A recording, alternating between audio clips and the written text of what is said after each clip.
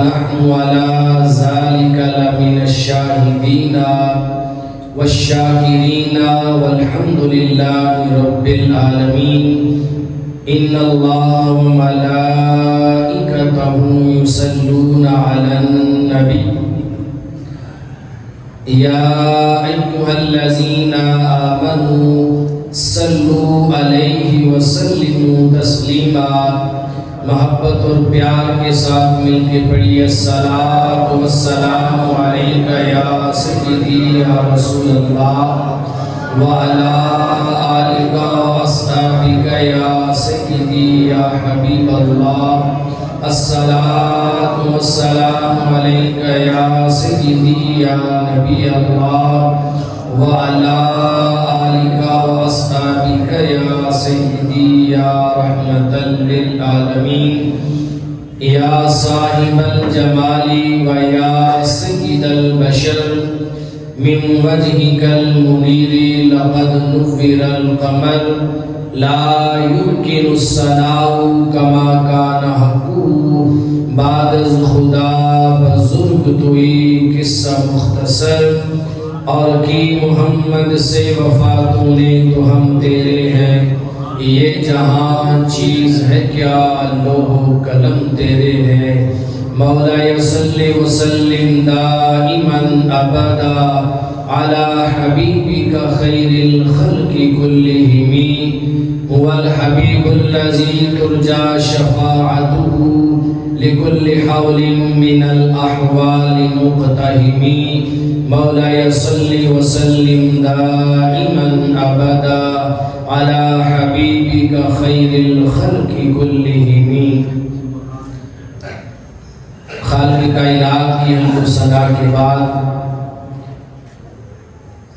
آقا دو جہاں سرور انبیاء امام الانبیاء جناب احمد مجتبی محمد مصطفیٰ صلی اللہ علیہ وسلم، ہادی سبل مولا کل حضور شہنشاہ کائنات، شہنشاہ ارض و عجم، شہنشاہ کون و مکان، شہنشاہ انس و جان، نبی آخر الزمان جناب احمد مجتبی محمد مصطفیٰ صلی اللہ علیہ وآلہ وسلم کے حضور ناز میں اپنی محبتوں، عقیدتوں، ارادتوں اور چاہتوں کا خراج پیش کرنے کے بعد سامعین و حاضرین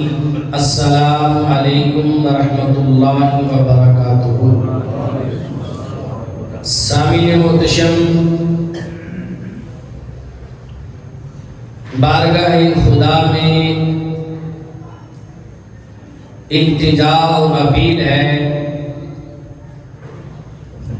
کہ میرا مالک، میرا خالق، میرا معبود، میرا رازق مجھ گناہگار کو اس منبر و محراب کی عزت و آبرو کا صحیح معنوں میں دفاع کرنے کی توفیق نصیب فرمائے۔ خالق کائنات سامعین کو حق سننے کی صلاحیت نصیب فرمائے۔ اللہ تبارک و تعالیٰ کی بارگاہ میں دعا گو ہوں کہ رب کائنات ہم سب کو صحیح عقیدہ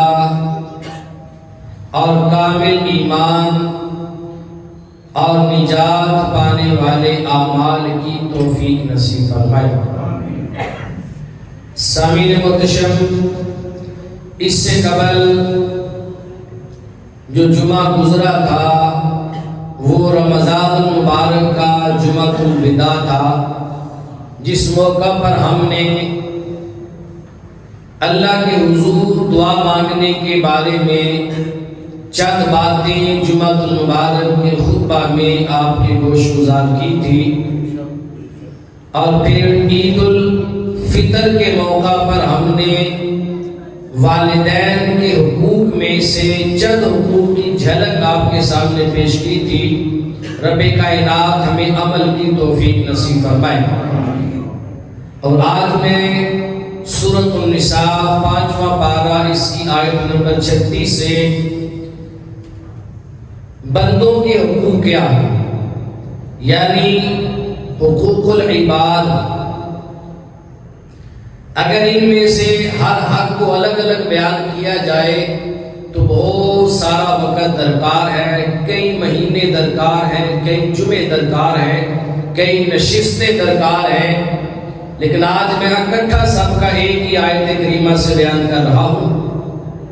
پھر اللہ پاک نے موقع دیا تو انشاءاللہ فردن فردن بھی سب کو بیان کریں گے۔ خالق کائنات نے سورۃ النساء کی آیت نمبر 36 میں بیان فرمایا، وَاعْبُدُوا اللَّهَ وَلَا تُشْرِكُوا بِهِ شَيْئًا۔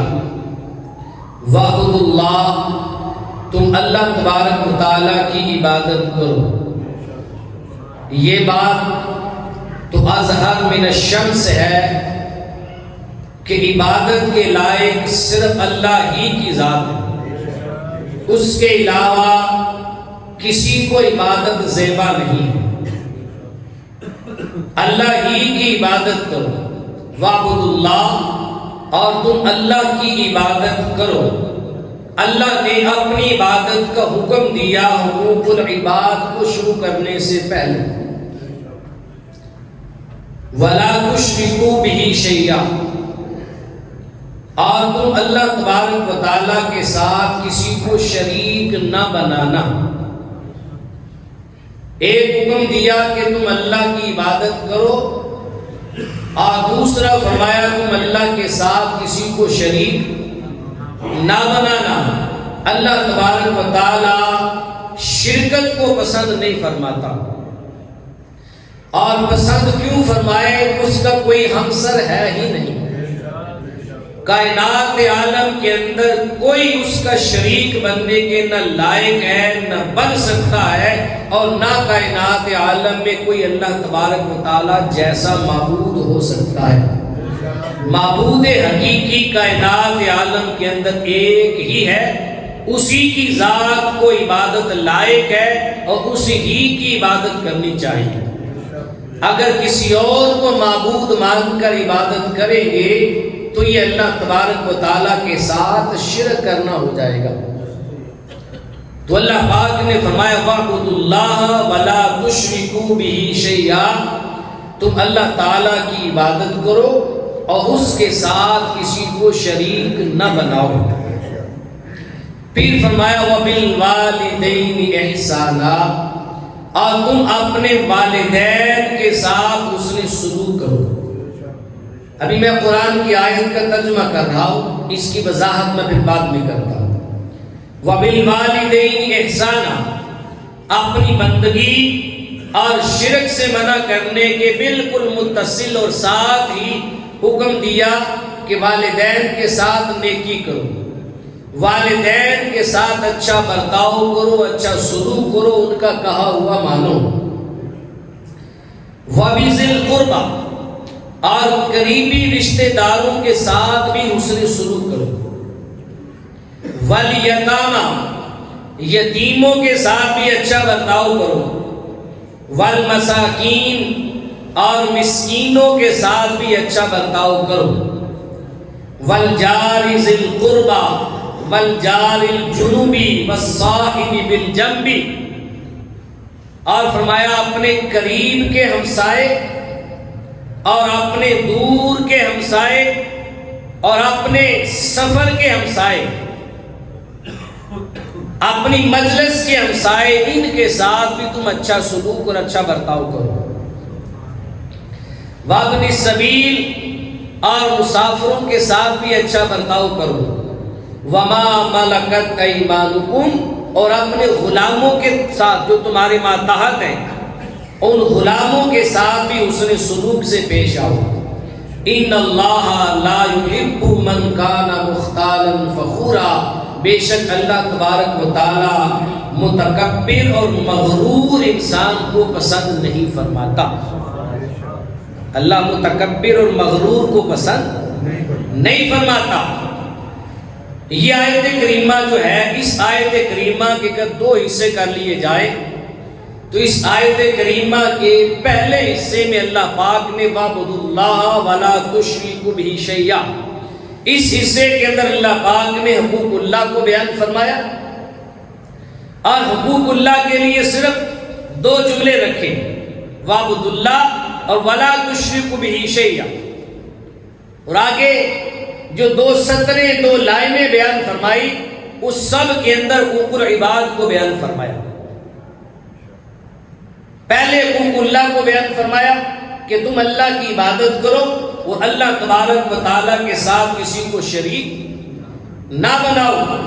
حضرت معاذ ابن جبل رضی اللہ تعالی عنہ صحابی رسول ہیں، صحیح مسلم اور صحیح بخاری کی متفق علیہ روایت بتاتا ہوں۔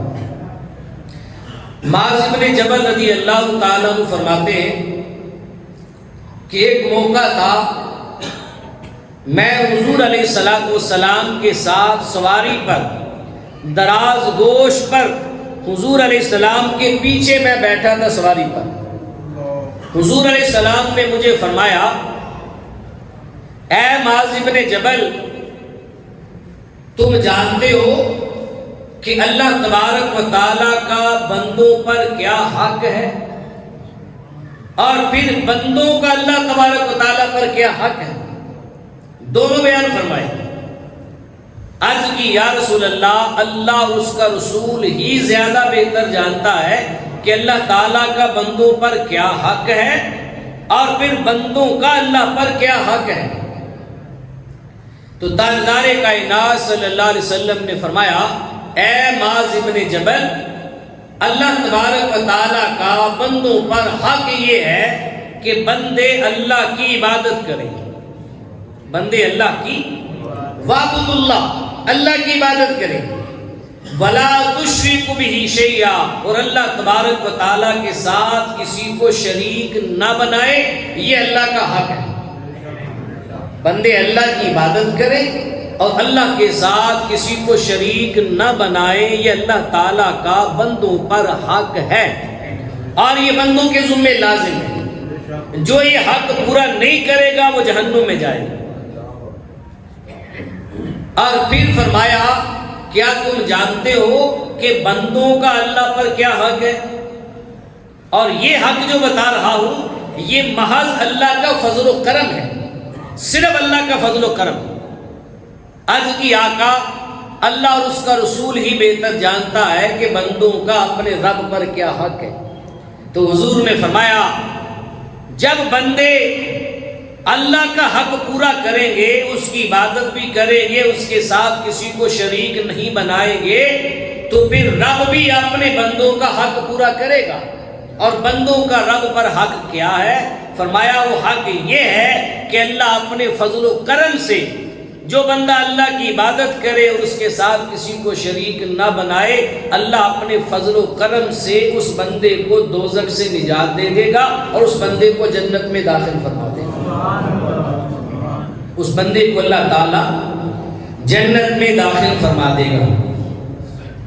ایک اور روایت میں ہے جسے سنن ابن ماجہ نے روایت کیا ہے، ترغیب و ترہیب نے بھی اس کو روایت کیا ہے، اور مجمع الزوائد کے اندر بھی یہ روایت موجود ہے۔ ابو دردہ رضی اللہ تعالیٰ عنہ صحابی رسول اس حدیث پاک کے راوی ہیں، وہ فرماتے ہیں کہ حضور علیہ السلام نے فرمایا، ایک اعرابی حضور کی بارگاہ میں آیا، اعرابی دیہاتی، اور عرض کی یا نبی اللہ، آپ مجھے کوئی وصیت فرمائیں۔ ایک دیہاتی اور اعرابی نے بارگاہ رسالت معاد میں عرض کی، آقا آپ مجھے کوئی وصیت فرمائے۔ تو حضور علیہ السلام نے 3 نصیحتیں فرمائی، 3 فرمایا، اگر تمہارے جسم کو کاٹ کر ٹکڑے ٹکڑے بھی کر دیا جائے اور تمہارے جسم کو اگرچہ جلا دیا جائے، یہ 3 نصیحتیں تھی جو حضور نے فرمائی، کہا انہیں کبھی نہ چھوڑنا۔ کون سی نصیحتیں؟ میں اگر تمہارے جسم کو کاٹ کے ٹکڑے ٹکڑے کر دیا جائے یا تمہارے وجود کو جلا دیا جائے آگ کے اندر، تم تب بھی اللہ تعالیٰ کے ساتھ کسی کو شریک نہ بنانا۔ کسی کو شریک نہ بنانا۔ اور دوسرا فرمایا اگر تمہارے جسم کو کاٹ کے ٹکڑے ٹکڑے کر دیا جائے، تمہارے جسم کو جلا دیا جائے، تو تم 5 نمازوں میں سے کسی نماز کو اپنے وقت سے ترک نہ کرو۔ نماز نہ چھوڑنا یہ چھوڑنے والی چیز ہے ہی نہیں۔ اللہ اکبر کبیرہ۔ اور تیسرا فرمایا اگر تمہارے جسم کو کاٹ دیا جائے یا تمہارے جسم کو جلا دیا جائے تب بھی تم نے شراب نوشی نہیں کرنی، جس کی آج ہمارے معاشرے کو لت لگ چکی ہے۔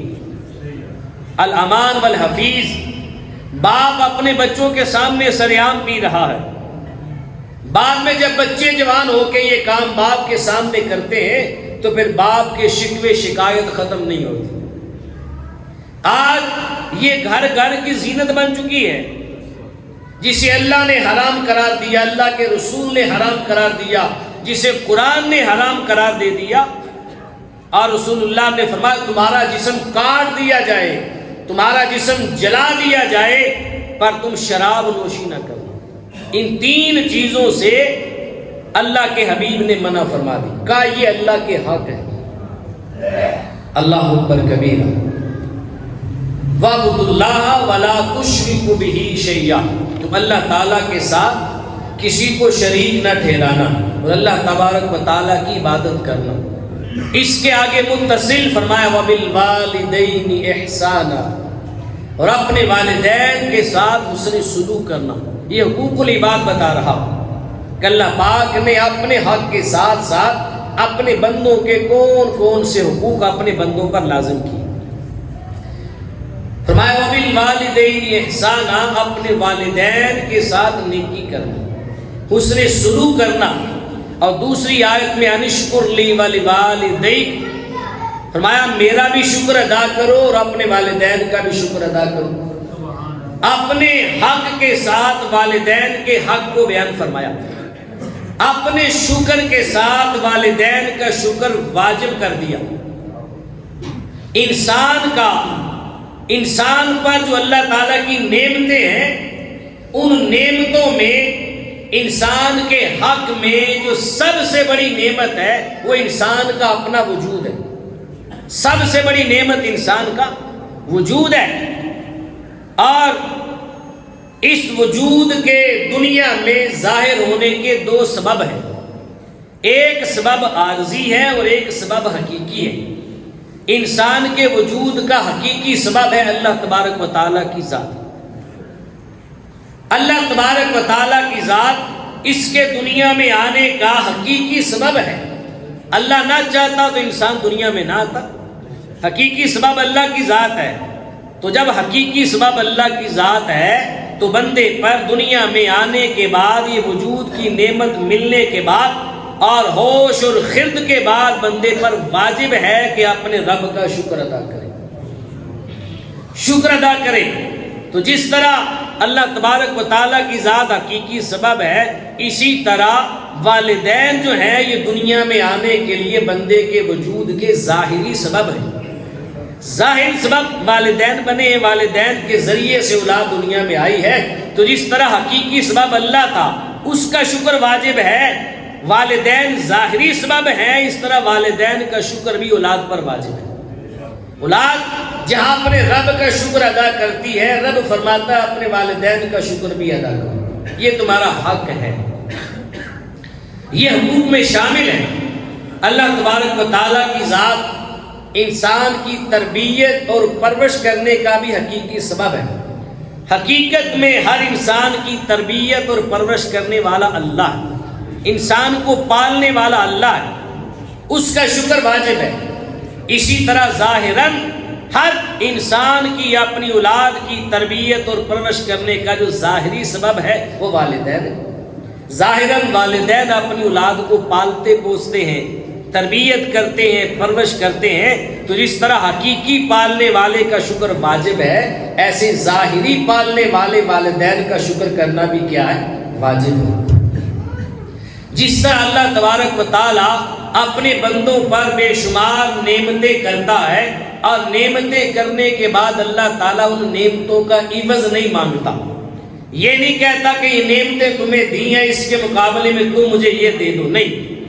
تو جس طرح اللہ نعمتیں دے کے ان کا عوض نہیں مانگتا، اسی طرح والدین بھی اپنی اولاد پر بے تحاشا نعمتیں کرتے ہیں، اور والدین بھی اپنی اولاد سے اس کا عوض نہیں مانگتے، عوض نہیں مانگتے۔ والدین کا شکر بھی واجب ہے۔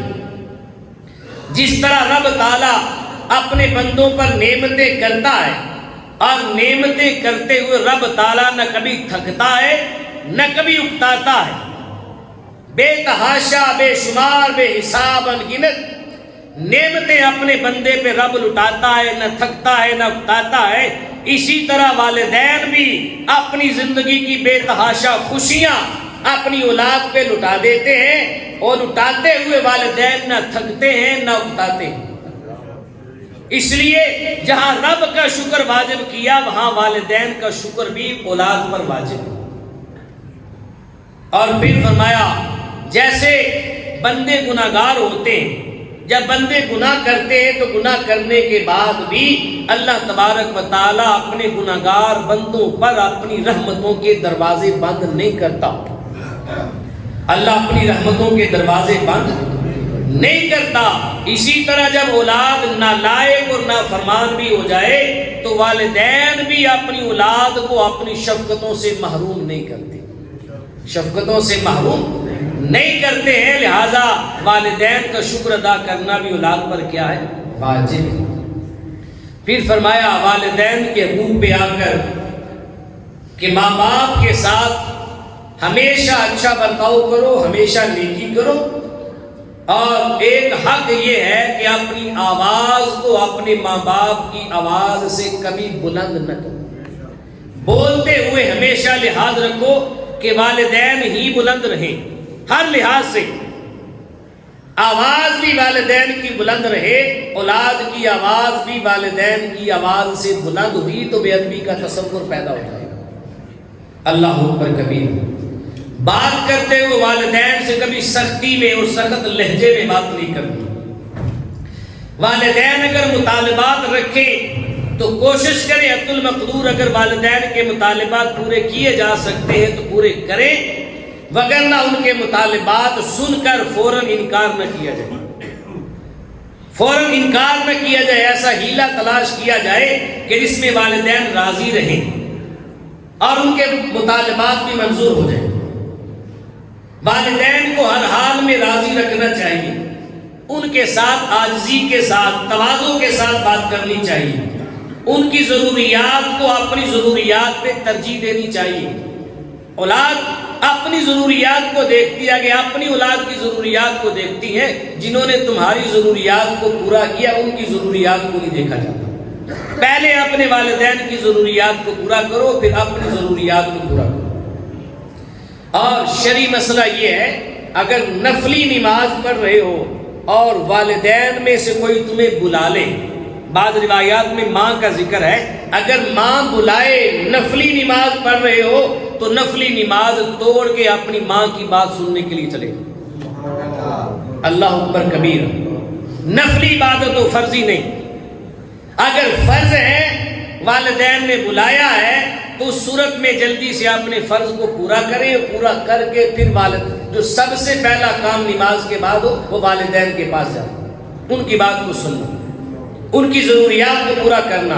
اگر نفلی عبادت ہے اور والدین بلا رہے ہیں بار بار تو پھر نفلی عبادت کو چھوڑ کے چلے جائیں، نفلی عبادت بعد میں پھر ادا کر لیں۔ اللہ اکبر کبیرہ۔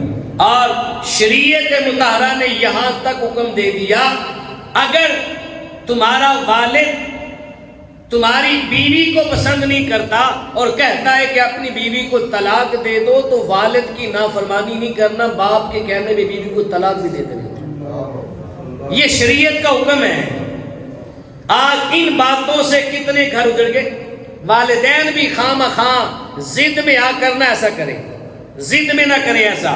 ہاں کبھی کبھار 100 میں سے ایک گھر میں خاتون ایسی بھی ہوتی ہے جس کی وجہ سے نقصان ہوتا ہے، فساد ہوتا ہے۔ اگر بچے کی زندگی میں اچھے معاملات نہ ہو، فساد بگاڑ ہو اور دینی معاملات بگڑ جائیں پھر اگر والدین میں سے کوئی حکم دے دے تو یہ کام کرنا چاہیے، لیکن والدین اگر ضد میں آ کر ایسا کر دے تو والدین کو بھی سمجھنا چاہیے، ایسا والدین بھی گناہ پر ہوں گے۔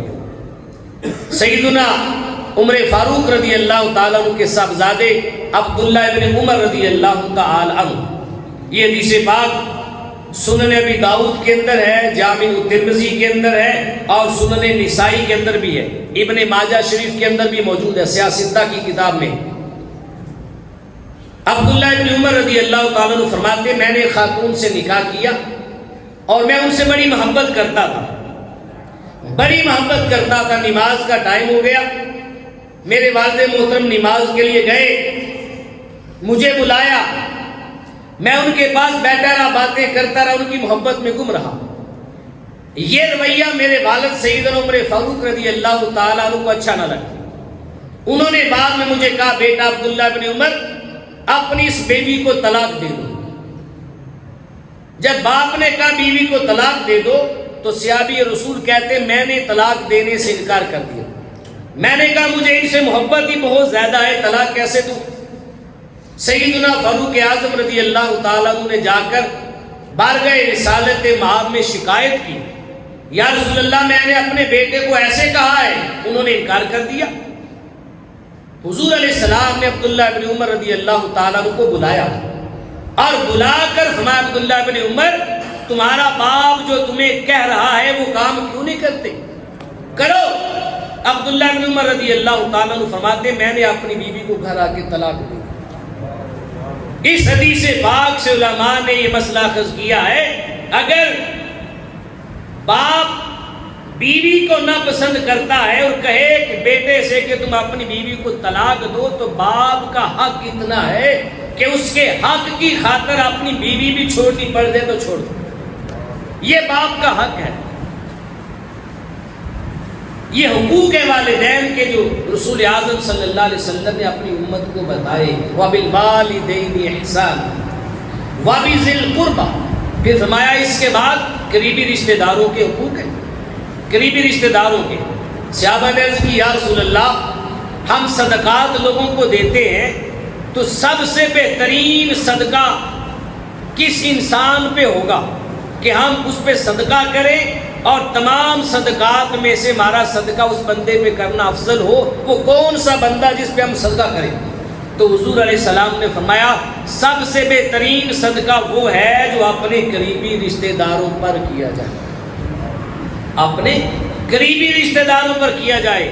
اپنے قریبی رشتہ داروں کو چھوڑ کر دوسروں کو نوازتے رہے تو یہ اپنے قریبی رشتہ داروں کے حق مارنے کے مترادف ہے۔ وَبِذِي الْقُرْبَىٰ، قرآن کہتا ہے والدین کے بعد پھر قریبی رشتہ داروں کے حق ہیں، ان کے حقوق کو پورا کرنا چاہیے۔ ان کے حقوق پامال کرو گے تب یہ اللہ کی بارگاہ میں پوچھا جائے گا۔ وَالْيَتَامَىٰ وَالْمَسَاكِينَ، اس کے بعد یتیموں اور مسکینوں کے حقوق ہیں۔ یتیم کون ہے اس کے بارے میں نے بار درس قرآن میں بھی بتایا، رمضان میں بھی بتایا یتیم کسے کہا جاتا ہے۔ آسان لفظوں میں سمجھ لیں، جو بچہ نابالغ ہو اور نابالغی کی عمر میں اس کا باپ فوت ہو جائے وہ یتیم۔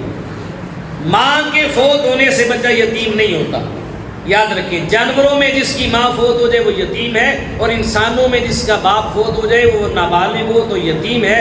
جب بالغ ہو جائے گا تو یتیم نہیں رہے گا، یتیمی کا اطلاق ختم ہو جائے گا، نابالغی کی عمر تک یتیم ہے۔ اور یتیموں کے حقوق قرآن نے بیان کیے، بے شمار مقامات پہ قرآن میں یتیموں کے بارے میں آیا ہے۔ وَالْيَتَامَىٰ، یتیموں کے ساتھ حسن سلوک کرو، نیکی کرو۔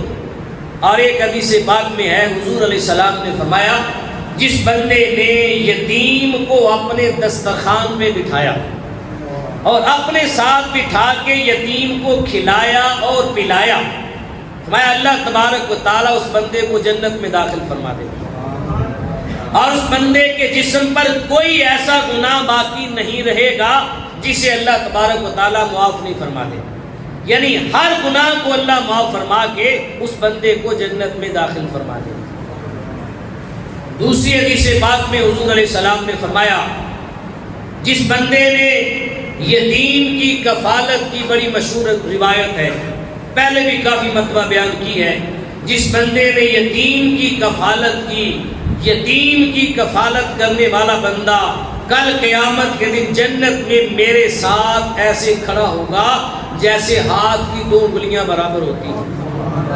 کہا جیسے ہاتھ کی 2 انگلیاں جوڑ کے دیکھو ساتھ ہیں، یتیم کی کفالت کرنے والا، پرورش کرنے والا، پالنے والا اور یتیم کے ساتھ اس نے سلوک سے پیش آنے والا بندہ جنت میں میرے ساتھ اتنا قریب ہوگا جیسے ایک انگلی دوسری انگلی سے قریب ہوگی۔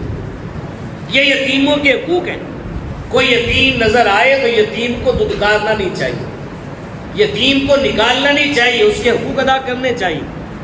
اور تیسری روایت میں حضور علیہ السلام نے فرمایا اگر کوئی یتیم تمہارے پاس ہو، تمہاری کفالت میں، تمہارے سامنے، اور بندہ یتیم کے سر پہ اپنا ہاتھ رکھ دے، یتیم کے سر پہ اپنا ہاتھ رکھ دے تو یتیم کے سر کے جتنے بال تمہارے ہاتھ کے نیچے آئیں گے اللہ تعالیٰ ہر بال کے بدلے تمہیں ایک نیکی عطا فرمائے گا، ہر بال کے بدلے ایک نیکی۔ تو یتیم کے ساتھ اچھا معاملہ کر کے ہم نے اپنی ہی آخرت اچھی کرنی، اپنی ہی دنیا سنوارنی اور اپنی ہی زندگی بہتر کرنی ہے۔ والیتاما کا یتیموں کے ساتھ اس نے سلوک کرو، والمساکین اور مسکینوں کے ساتھ بھی اس نے سلوک کرو۔ مسکین کسے کہتے ہیں؟ مسکین کہتے ہیں اس خاک نشین آدمی کو جس کے پاس نہ کھانے کو کچھ ہو، نہ پینے کو کچھ ہو، نہ پہننے کے لیے کچھ ہو اور نہ رہنے کے لیے گھر ہو، اسے مسکین کہا جاتا۔ دوپہر ہے تو شام کے کھانے کے لیے کچھ نہیں، پہننے کے لیے لباس نہیں، رہنے کے لیے گھر نہیں، وہ در بدر ہے، خاک نشین ہے، کپڑے پھٹے پرانے ہیں۔ تو ان کے بارے میں تاجدار کائنات نے کیا فرمایا کہ جس بندے نے کسی بھوکے مسلمان کو کھلایا کل قیامت کے دن رب کائنات اسے اپنی جنت کے پھلوں سے کھلائے گا۔ جس بندے نے کسی بھوکے مسلمان کو پلایا اللہ تبارک و تعالیٰ قیامت کے دن اس بندے کو اپنی جنت سے پلائے گا، جنت کے مشروبات سے اللہ اسے سیر کر دے گا۔ اور جس نے کسی ننگے کو لباس پہنایا اللہ تبارک و تعالیٰ قیامت کے دن اس بندے کو جنت کا لباس پہنائے گا۔ اور ایک روایت میں ہے کہ جب تمہارے گناہ بہت زیادہ ہو جائیں، گناہ زیادہ ہو جائیں اور تم سمجھو کہ میں بڑا گناہ گار ہو گیا ہوں، میرے بدن پہ گناہ زیادہ ہو گئے ہیں، تو حضور علیہ السلام نے فرمایا جب گناہ زیادہ ہو جائے تو پھر لوگوں کو پانی کے گھاٹ سے پانی پلاؤ۔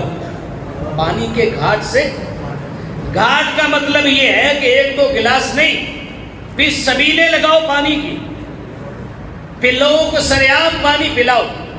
جب گناہ زیادہ ہو جائے تو پانی کثرت کے ساتھ لوگوں کو پلاؤ۔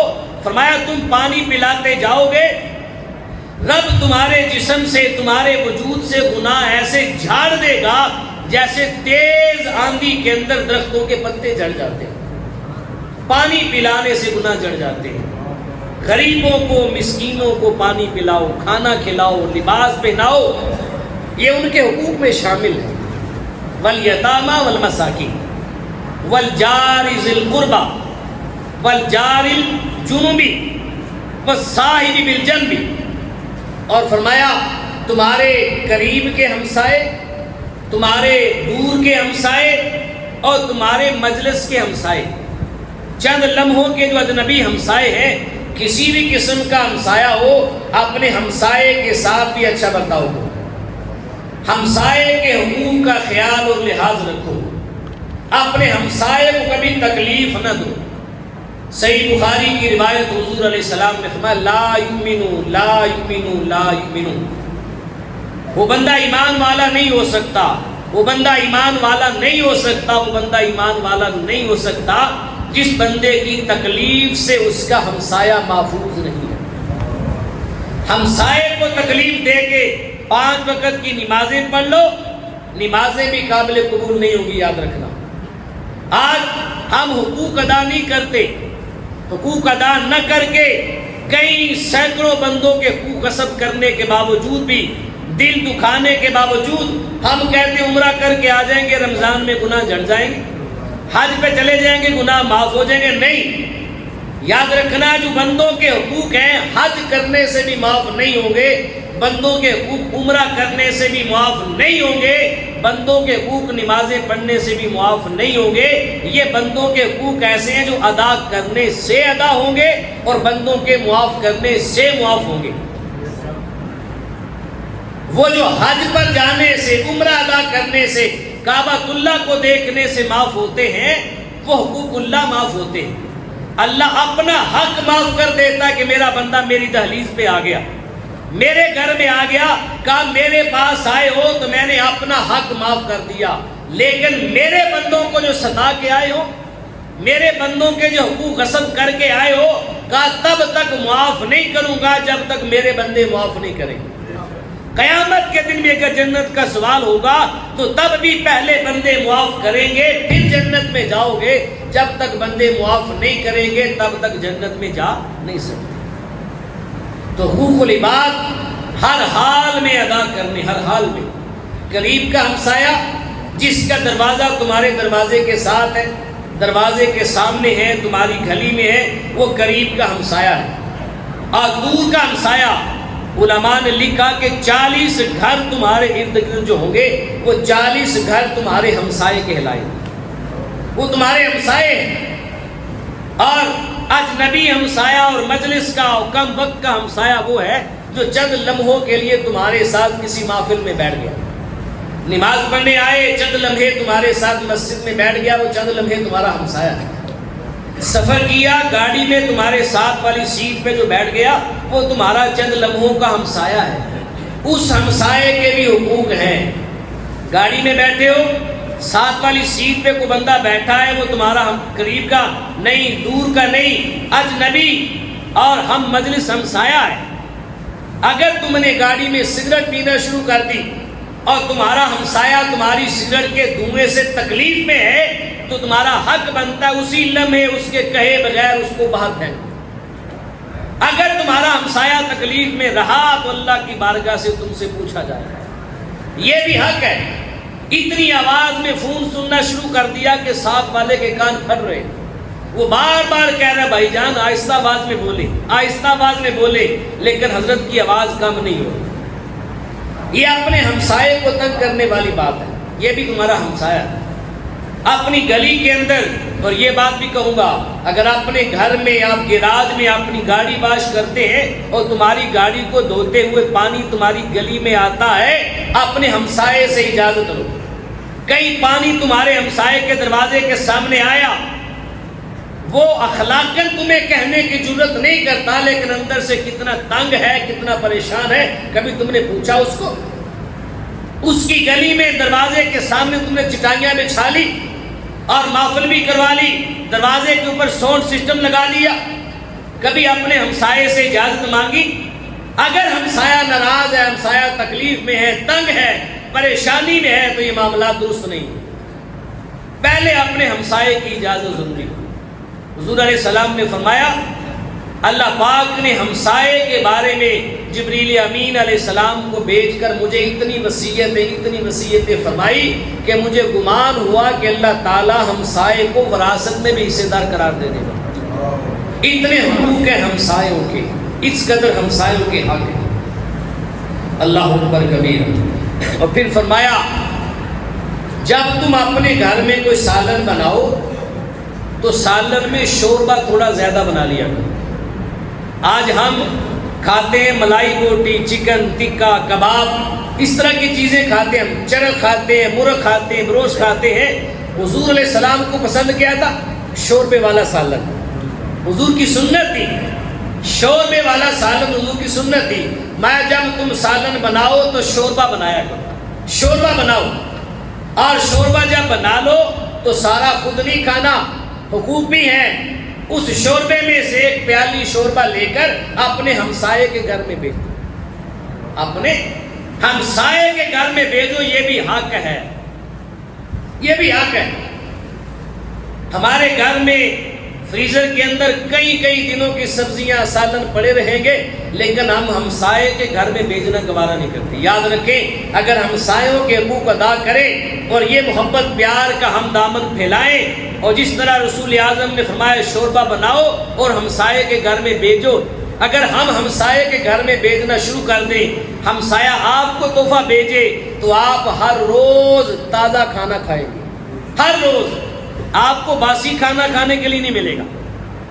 آپ فریز نہیں کریں گے، سنبھال کے اسٹور کر کے نہیں رکھیں گے، وہ نکال دیں گے، ہمسائے کو دیں گے، تو ہمسائے کے گھر سے بھی تازہ کھانا آپ کے گھر میں آئے گا۔ ہر روز آپ کو تازہ کھانے میں ملے گا۔ یہ حکمت ہے۔ دیکھیں تاجدار کائنات نے اپنی امت کو کیا کیا سکھایا، اور فرمایا جو بندہ رات کو پیٹ بھر کر کھانا کھا کر سو جائے اور اسے اس بات کا علم ہو کہ اس کے ہمسائے نے آج رات کھانا نہیں کھایا، اس کا ہمسایہ بھوکا ہے، بہت بڑی بات حضور علیہ السلام نے فرمائی۔ جو بندہ رات کو پیٹ بھر کے سیر ہو کر کھا کر سو جائے اور یہ علم تھا کہ ہمسایہ بھوکا سویا ہے، حضور نے فرمایا وہ بندہ مجھ پر ایمان ہی نہیں لایا، وہ بندہ مجھ پر ایمان ہی نہیں لایا، جسے اپنے ہمسائے کی تکلیف کا علم نہیں، جسے پتہ نہیں میرا ہمسایہ بھوکا سویا ہوا ہے، وہ مجھ پر ایمان ہی نہیں لایا۔ یہ ایمان نہ لانا، اس کی یہاں پر تعریف یہ ہے کہ اس کا ایمان بہت کمزور ہے، نہ ہونے کے برابر ہے۔ تو اپنے ہمسایوں کے حقوق ادا کریں۔ وابن السبیل، اور مسافروں کے حقوق ہیں۔ مسافر پہلے زمانے میں سفر کرتے تھے تو پیدل سفر ہوتے تھے، جہاں سے حاجی گزر کے جاتے تھے، قافلوں کے قافلے، لوگ راستوں میں بستیوں میں رک جاتے تھے، حاجیوں کو پانی پلاتے تھے، حاجیوں کو کھانے کھلاتے تھے، حاجیوں کو تحفے دیتے تھے، اپنے درختوں کے نیچے چارپائیاں چٹائیاں بچھا دیتے تھے کہ حاجی حج کے لیے جا رہے ہیں، ہمارے درخت کے نیچے سائے میں بیٹھے، یہاں نماز پڑھے۔ آج کل تو ہر بندے کے پاس گاڑی ہے، ہر گھر میں موٹر سائیکل ہے، سفر پہ کہیں بھی جائیں، حج عمرے پہ جانا ہے تو جہاز پہ جاتے ہیں، لیکن مسافر ہیں۔ پھر بھی کوئی مسافر آپ کو ملے، دیکھیں اگر مسافر دھوپ میں ہے تو مسافر کو سایہ پیش کریں، اپنی دکان، اپنے مکان، اپنے درخت، اپنی چھتری کے نیچے سایہ دیں اس کو۔ اگر مسافر پیاسا ہے تو مسافر کو پانی پلائیں، حقوق ہے ان کے۔ مسافر بھوکا ہے تو مسافر کو کھانا کھلائیں۔ مسافر تھکن میں ہے تو مسافر کے لیے بستر پیش کریں کہ آپ ہمارے گھر میں آئے آرام کریں۔ یہ مسافر کے حقوق ہیں۔ لیکن آج مسافر ڈرتے ہیں اگر گاڑی پاس رک جائے کہیں ہمیں لوٹ نہ لے۔ ہم نے معاشرہ ایسا بنا دیا، اپنی سوسائٹی کو ہم نے طریقے ایسے سکھا دیے کمائی کے کہ ہر بندہ دوسرے سے ڈرتا پھرتا ہے، ڈر رہا ہے۔ الامان والحفیظ، ہم نے حقوق ادا کرنا بند کر دیا۔ وما ملکت ایمانکم، اور فرمایا تمہارے غلام۔ اب غلامی کا دور نہیں رہا، اب ماتحت لوگ جو ہیں، ملازم، تمہاری فیکٹری میں، تمہارے کارخانے میں، تمہارے پلازے میں، تمہاری دکان میں، تمہارے گھر میں کام کرنے والی خاتون جو ہے، اسے بھی جب بات کرنی ہے تو اخلاق کے دائرے میں رہ کے بات کرنی ہے، ان کے حقوق بھی ادا کرنے ہیں، ان کے ساتھ بھی محبت پیار سے بات کرنی ہے۔ اگر گھر میں اپنے بچوں کے سوٹ سلاتے ہو تو کوشش کرو اپنے کارخانے میں، دکان پہ، گھر میں کام کرنے والی خاتون یا کسی ملازم کو بھی ایک سوٹ سلا کے دو۔ ان کے بھی حقوق ہیں، انہیں بھی اچھا کھانا پیش کرو، وہ بھی چاہتے ہیں ہمارے ساتھ میٹھے بول بولے جائیں۔ تو یہ اللہ تبارک و تعالیٰ نے وعبد اللہ سے شروع کر کے وابن السبیل تک پہلے اپنے تو حق بیان فرمائے کہ اللہ کی عبادت کرو اور اللہ کے ساتھ کسی کو شریک نہ بناؤ۔ اس کے بعد والدین کے حقوق بیان کیے، پھر قریبی رشتہ داروں کے حقوق بیان ہوئے، اس کے بعد یتیموں کے، پھر مسکینوں کے، پھر قریب کے رشتہ دار، پھر دور کے رشتہ داروں کے حقوق ہیں، اس کے بعد پھر اجنبی جو ہمسائے ہیں، چند لمحوں کے مسافر ہمسائے یا ہم مجلس ہمسائے، ان کے حقوق بیان کیے۔ اس کے بعد اللہ پاک نے مسافروں کے اور غلاموں کے حقوق بیان فرمائے۔ یہ سورۃ النساء 5واں پارہ آیت نمبر 36 کے اندر رب کائنات نے سارے حقوق بیان فرما دیے۔ ہمیں اللہ پاک صحیح معنوں میں اپنے حقوق کی ادائیگی کرنے کی توفیق نصیب فرمائے۔